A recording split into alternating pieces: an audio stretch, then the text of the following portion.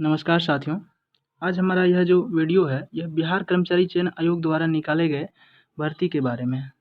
बिहार कर्मचारी चयन आयोग, जिसे हम लोग बीएसएससी भी कहते हैं शॉर्ट में, इसके द्वारा एक बहुत ही महत्वपूर्ण वैकेंसी निकाली गई है जिसका इंतज़ार काफ़ी लंबे समय से किया जा रहा था।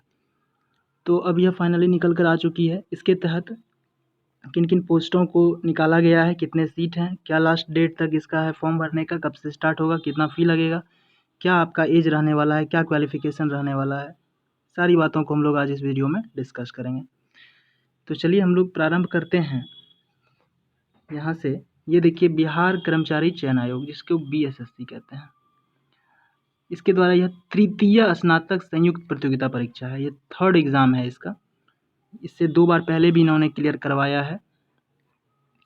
और इसके तहत किन किन पोस्टों को निकाला गया है, एक बार हम लोग उनका नाम देख लेते हैं।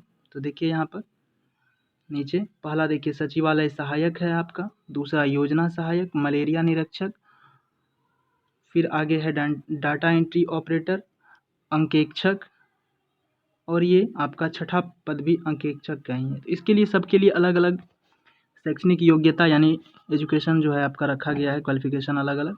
इसमें 35% सीट आरक्षित है महिलाओं के लिए। महिलाओं के लिए 35% सीट को आरक्षित किया गया है, यानी कि महिलाओं के लिए बहुत ही अच्छा मौका रहता है बिहार में एग्ज़ाम दे करके बिहार के सरकारी नौकरी को पाने का। तो यहाँ पर देखते हैं कि सचिवालय सहायक पहला है। इसके लिए आपको कम से कम ग्रेजुएशन पास होना चाहिए, चाहे आप आर्ट्स, कॉमर्स, साइंस किसी से भी हो। इसके लिए कुल पद रखा गया है 1360, और जिसमें 460 जो है वह पद महिलाओं के लिए आरक्षित है। नेक्स्ट आपका है योजना सहायक। योजना सहायक में कुल 125 पद हैं, जिसमें कि 40 पद जो है वह आपके महिलाओं के लिए भी हैं। मलेरिया निरीक्षक है थर्ड आपका। इसके तहत 74 सीट हैं और इसके लिए 19 आपका महिलाओं के लिए, लेकिन इसमें जिसने साइंस से ग्रेजुएशन किया है यह फॉर्म उनके लिए है। उसके बाद है डाटा एंट्री ऑपरेटर, इनके लिए मात्र 2 सीट है। तो इसमें देखिए कि इसका क्वालिफिकेशन भी कुछ अलग है। स्नातक के साथ मान्यता प्राप्त संस्थान से पीजीडीसीए करना होगा इसको, ठीक है, या फिर आपने बीसीए किया है या बीएससी आईटी, इस तरह का कोई क्वालिफिकेशन है तो आप इसमें अप्लाई कर सकते हैं। काफ़ी कम सीट है इसमें। उसके बाद है पांचवा आपका अंकेक्षक का, जिसके तहत आपको स्नातक जो है वह मैथ से करना होगा या वाणिज्य से करना होगा। अगर उससे आपने किया है तो कर सकते हैं। काफ़ी अच्छा सीट है इसमें, 256 है, 34 महिलाओं के लिए है। और जो लास्ट पोस्ट है यह भी अंकेक्षक का ही है। यह अंकेक्षक निदेशालय में है। 2 पद है अंकेक्षक का। पहला वाला जो है वह कार्यालय निबंधक सहयोग समिति में है, और दूसरा वाला जो है वह अंकेक्षण निदेशालय में है। लेवल 5 का जॉब है। इसके लिए आपको वाणिज्य, अर्थशास्त्र, सांख्यिकी या गणित, इन सभी विषयों में से अगर किसी विषय से आपने ग्रेजुएशन किया है तो आप इसके लिए एलिजिबल हैं, आप अप्लाई कर सकते हैं। काफ़ी अच्छा सीट है, 370 है, महिलाओं के लिए 117 है।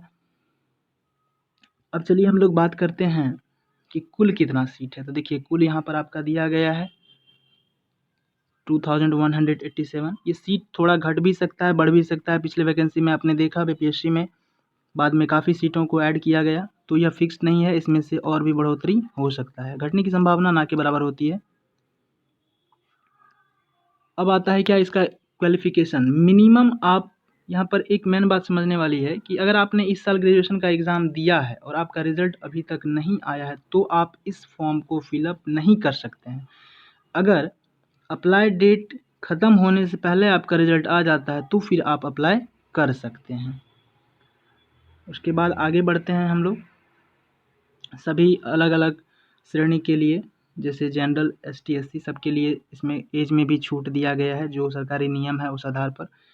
और पिछड़ा वर्ग यानी कि ओबीसी वालों के लिए एक खास बात यहाँ पर मेंशन किया गया है कि यदि आप इस श्रेणी से आते हैं तो आपके पास नॉन क्रीमी लेयर का सर्टिफिकेट होना चाहिए अप्लाई करते समय, ठीक है।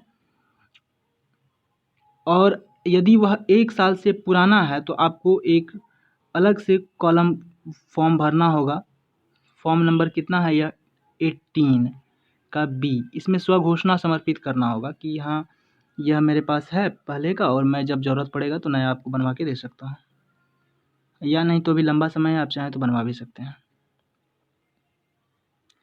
और यदि जो महिलाएं जिनका कि शादी हो गया है उनका जाति प्रमाण पत्र या नॉन क्रीमी लेयर उनके मायके से बनता है, इन सभी बातों को गौर करेंगे आप लोग, तो वहाँ से मांगा गया है। इन सभी बातों को मेंशन किया गया है आपके इस फॉर्म में, तो हर बात को जान समझ कर अच्छे से फॉर्म फिलअप करना है। उसके बाद देखिए यहाँ पर एज के बारे में डिटेल्स दिया गया है कि न्यूनतम एज जो है इसके लिए कम से कम आपका 21 होना चाहिए और ग्रेजुएशन पास आपको होना ही चाहिए। और उसके बाद है कि अनारक्षित वर्ग यानी कि जनरल जो है मेल के लिए 37 है और जनरल महिलाओं के लिए 40 है। पिछड़ा वर्ग यानी कि ओबीसी के लिए महिला हो या पुरुष उनके लिए 40 ईयर्स है मैक्सिमम एज। अनुसूचित जाति जनजाति यानी एसटी एससी के लिए 42 ईयर्स है। अब आगे बढ़ते हैं और देखते हैं परीक्षा शुल्क के बारे में। आपका जो परीक्षा शुल्क है यानी कि फॉर्म भरने में जो आपसे फीस लिया जाएगा वह सबों के लिए अलग अलग रखा गया है। जैसे जनरल ओबीसी या अत्यंत पिछड़ा वर्ग ईबीसी इसको बोलते हैं, इन सब के लिए 540 रुपीज़ है। अनुसूचित जाति जनजाति यानी एसटी एससी जो बिहार के निवासी हैं उसके लिए 135 है, मात्र 135 रुपये है। और दिव्यांग लोगों के लिए चाहे वो किसी भी श्रेणी के हों इसका भी 135 ही लिया जाएगा। सभी श्रेणी की महिला बिहार की महिलाओं के लिए 135 रुपीज़ मात्र। और बिहार राज्य के बाहर के सभी अभ्यर्थी यानी कि अदर स्टेट के जैसे यूपी झारखंड या फिर अदर बंगाल वगैरह कहीं के भी फॉर्म लोग फिलअप करेंगे तो उनके लिए फ़ी रखा गया है 540 रुपीज़। ठीक है, ऑनलाइन फॉर्म आप फिलअप करना है और पेमेंट भी ऑनलाइन ही करना है। 14 अप्रैल से फॉर्म आपका फिलअप स्टार्ट होगा और लास्ट डेट 15 मई रखा गया है, 15 मई। अभी काफ़ी लंबा समय है, लगभग 1 महीने से ज़्यादा का समय है आपके पास। ठीक है, तो हम उम्मीद करते हैं कि आपको सारी बातें समझ में आ गई होंगी। मैं थोड़ा सा धीरे धीरे स्क्रॉल करता हूँ ताकि आप यहाँ से सिलेबस को देख सकें और इसका सिलेबस का स्क्रीनशॉट ले सकें। यह सेम PDF आपको हमारे टेलीग्राम चैनल पर भी मिल जाएगा, तो आप उसमें से लिंक के थ्रू, डिस्क्रिप्शन में लिंक होगा टेलीग्राम का चैनल का, उसके थ्रू आप लोग टेलीग्राम चैनल को ज्वाइन करें और वहाँ से सेम PDF को डाउनलोड करके अच्छे से पढ़ें। ठीक है, अब यहाँ पे देखिए थोड़ा सा दिया है कि क्वालिफाइंग मार्क्स, हालांकि इसका कोई खास रोल होता नहीं है किसी भी एग्ज़ाम में। 40% मार्क्स अगर आप ले आते हैं जनरल कैटेगरी से हैं तो आपका जॉब नहीं हो जाता है, क्योंकि मेरिट नहीं बनता है। आप जानते हैं बहुत कम सीट रहता है, बहुत ज़्यादा कॉम्पिटिटिव एग्ज़ाम में बहुत ज़्यादा स्टूडेंट रहते हैं। लेकिन फिर भी अगर 40% से कम आपका मार्क्स आता है तो फिर जनरल कैटेगरी से हैं तो आपका उसमें रिजल्ट नहीं माना जाएगा। उसके बाद पिछड़ा वर्ग के लिए 36.50%, अत्यंत पिछड़ा के लिए 34, अनुसूचित जाति के लिए 32, महिलाओं के लिए 32 और दिव्यांग लोगों के लिए भी 32। हालांकि इसका कोई खास रोल नहीं होता है। चलिए अब देखते हैं लास्ट में और कुछ अहम जानकारी यदि हो आपके लिए तो। नहीं, हो गया यहाँ तक ख़त्म। तो उम्मीद करते हैं कि आपको सारी बातें समझ में आ गई होंगी। 14 से फॉर्म फिलअप स्टार्ट होगा, आप लोग फॉर्म भर लेंगे और यह जानकारी आप अन्य लोगों तक भी अवश्य पहुंचाएं। फिर मिलते हैं किसी नेक्स्ट वीडियो में। धन्यवाद।